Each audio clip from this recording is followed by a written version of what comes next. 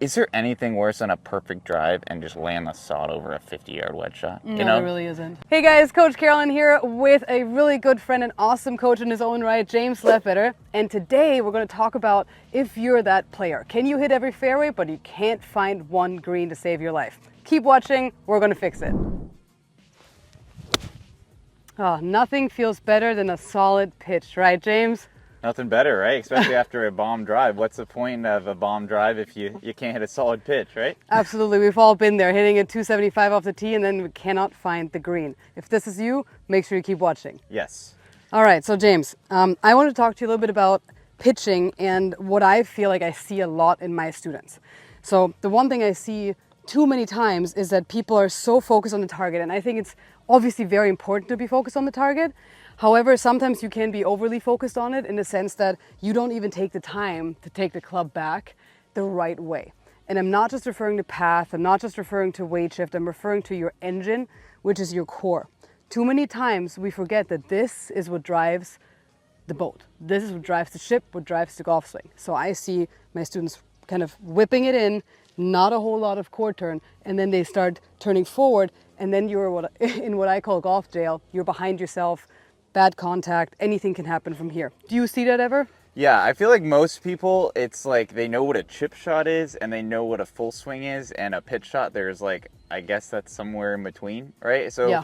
I feel like a lot of times one of the issues most amateurs have is they don't set up differently from a full mid-iron or 7-iron than they would from a pitch shot. So I think one of the things that you did, obviously, because you know what you're doing, is you set up with like a pretty narrow stance. And setting up with a narrow stance is automatically going to just quiet your lower body a little bit, and it's not going to allow you to make a full swing. I feel like most amateurs, what they normally do is they get it set up in their normal posture, like they're going to hit like with a wide stance here, like they're going to hit a 7-iron, right? And then they kind of just make this swing where they kind of just quit on it, versus if you get set up with a little bit of a narrower stance, now it's going to you're automatically, by having a narrower stance, you're going to have a little bit more of a quieter lower body, but now you're just going to feel that, that smaller swing based off, with a smaller stance here, I can't take the club much further back than, 3/4, even a half Absolutely, swing, yeah. right? So, and most people don't even notice that your stance, to your point, great point, James,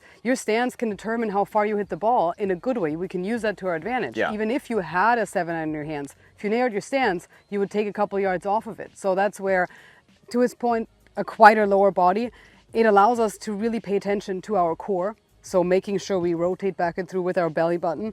And James, we also talked about this before the video, the length of your backswing in pitching, and really kind of understanding how far back and through correlates to what type of yardage people are hitting in their pitching. And I think that distance control piece is very, very important. What do you want to add to that? Yeah, I feel like you don't need to go full Bryson DeChambeau where you're like, okay, nobody does actually, other than Bryson. This is a 9:42, 9:42 p.m. that I'm trying to hit 42 yards. But I think having a general, okay, a half swing maybe with my lob wedge goes, let's say, 50 yards. A 3/4 swing with my lob wedge goes 75 yards. Having a little bit of a basis to now, you see the pin out there at 72 yards and you hit a 3/4 lob wedge 75. It makes it easier versus what most people are is like, okay, they know that a small swing is obviously going to hit it maybe 15 or 20 yards, but between that and a full 100-yard shot, they have no idea what they're doing. So just having a little bit more of some sort of basis to almost, go off of. Pick a couple of shots and a couple of kind of times, I would say, in your swing. And when I say times, I mean 10 o'clock, 11 o'clock, whatever you want to call it. And I think it's also people want to be too perfect sometimes. Yeah. Your 11 o'clock doesn't have to be my 11 o'clock. Yeah. Right? It's your feel. This is your game. Yeah. And as long as you know what your 11 o'clock means in distance, that you're hitting it with a certain iron and wedge, that's all you need to know. It doesn't have to be correct. And I think really underappreciated is how important rhythm is when you're pitching. Yeah. Because, let's say my half swing goes 50 yards, but if I give it one of those, my half swing just went 70, right? So really understanding the only way a clock system might even have the potential to work is if you're swinging all of these with the same rhythm. Yeah. I like the term throttle for this, and I've made a previous video on this because it's basically what's your standard speed and how can you dial it back and dial it up a little bit. So because now we're talking about having potentially the exact same swing length. Let's just pick 10 o'clock, you know, and when I say 10 o'clock, I mean the club head at 10 o'clock, and then matching that here. What's that? 1, 2? 3. No. Wait, you're saying 9 to 3? I'm saying 10 to 2. Okay, right? 10 to 2. Okay, yeah. okay. So good thing we know the clock phase. Yeah. Or not. Yeah. But yes. I'm more of a digital More guy. of a digital. We're more digital people. Yeah. Yes. But basically, if we did 10 to 2.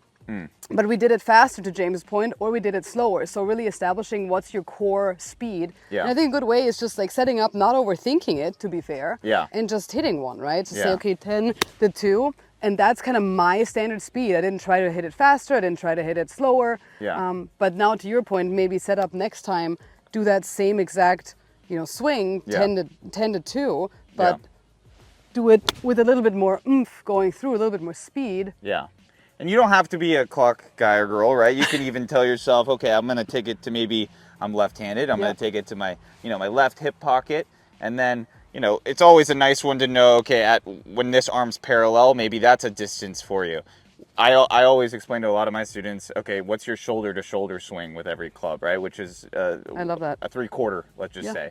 But I think not many people focus on their pitching because maybe they don't have a ton of maybe shots from 40 to 50 yards, right? But realistically, it's you know, you're going to have it a couple times around, but the main thing is what it actually does for your full swing as well, right? If you're struggling with your driver or your 6-iron or whatever, hitting a lot of pitches where you're pretty much going to be able to guarantee almost that, you know, that impact zone is incredible for you in terms of, I almost if you can't strike it with a full swing, you know, you're going to obviously struggle. Yeah, I mean, if you're struggling with a pitch shot, it doesn't even make sense to graduate up to a 6-iron and just start hitting balls all day.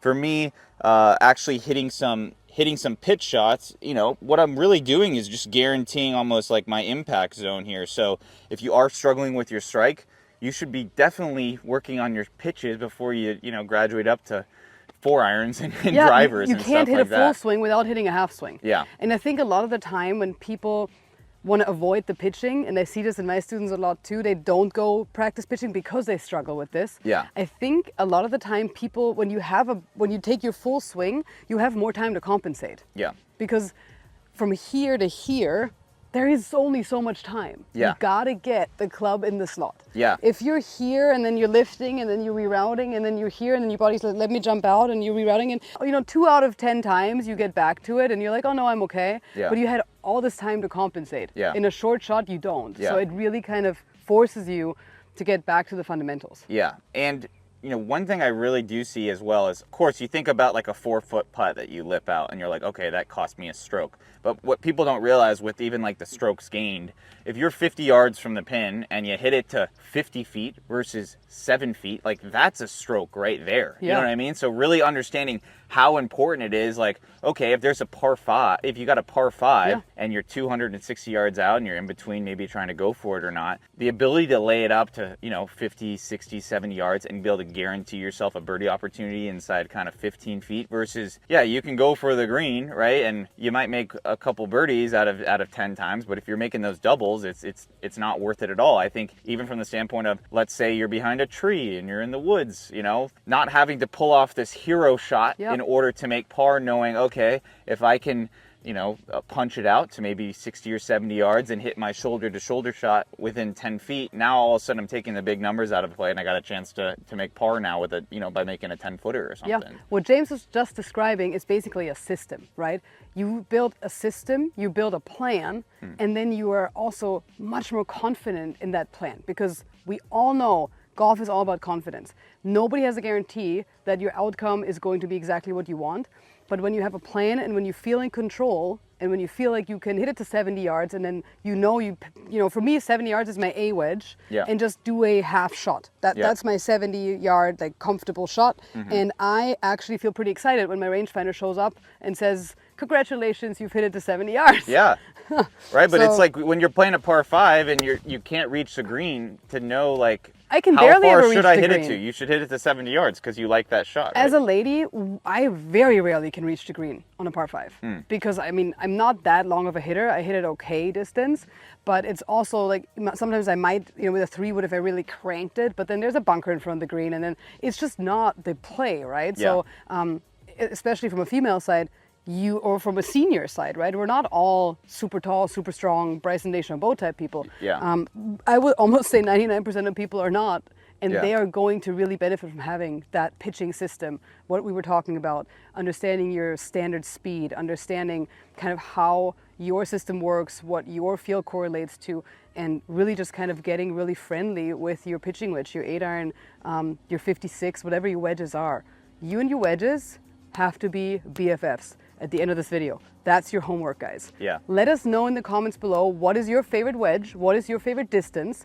And what's your favorite, let's say, what, 60 yards? Yeah, I mean, just maybe pick 2 or 3 distances from 50 to 125 that you want to have worked out Yeah. within the next couple weeks here. And, you know, piggybacking off of that, one of the things in golf that we know is what we practice doesn't always equate to playing better, right? This golf is not like working out where it's like, okay, if you eat less and you work out, you're going to get in good shape. Sometimes you work on your swing for 4 straight days and you go to the course and hit it the worst ever. But the thing that's so nice about practicing pitching and your distance control is whether, you know, if you have 42 yards, whether you're playing in South Korea or on Mars, 42 yards, it's 42 yards. And even if your swing doesn't feel great, your ability to hit a 42-yard shot, you know, maybe a bad one right now goes 36 or 55, and you get it to the point where now a bad 42-yard shot maybe goes 39 versus 45. I promise you, as much as it's cool to go to a PGA Tour event and watch a pro hit a 330-yard drive, the thing that they do really well is when they got their launch monitor out, you tell them to hit it 57 and it's going 56. You tell them to hit it 107 yards and it goes 107 yards. Like their ability to hit it the distance they're trying to hit it, not only because they're technically sound, but they have a great rhythm, but really is like that stuff travels. You know what I mean? Like, yeah, the driver's you're gonna have an off day with the driver sometimes where you might be in the woods and now need to pitch out to your favorite 70-yard shot. Now that you've actually been practicing it, you can expect to, you know, get that inside 10, 12 feet, right? Yeah, absolutely. All right, thank you so much, James, for doing this today. You guys do your homework. Make sure to let us know in the comments below you picked your distances between 50 and 125 yards. What are your feels? How far are you swinging? What's your clubs? We want to know it.